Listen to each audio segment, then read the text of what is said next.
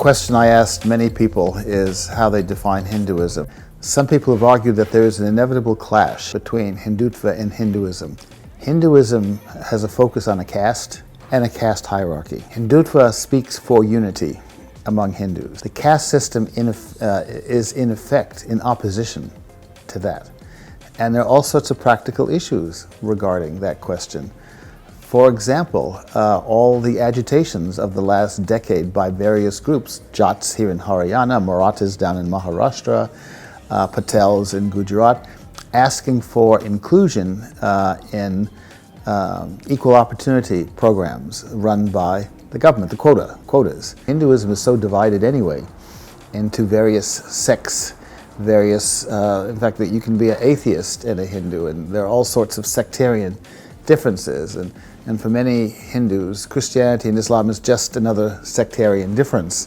Hindutva was a term that was more or less coined by Veer Savarkar, in which he wrote a book entitled that.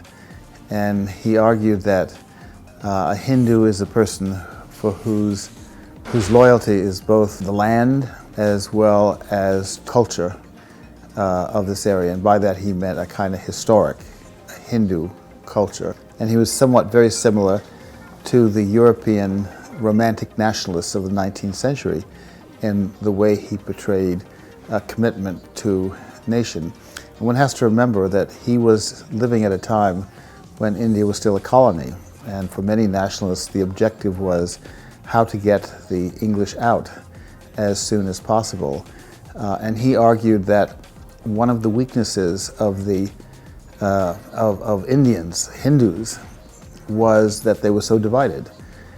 But at least in the context of the book that I'm writing and the organization on which I have written, the common theme seems to be patriotism, is how most RSS people seem to define what it is that they view as the highest goal that they have is the nation, hence nationalists. But actually more than nationalism, I think a better term is patriotism.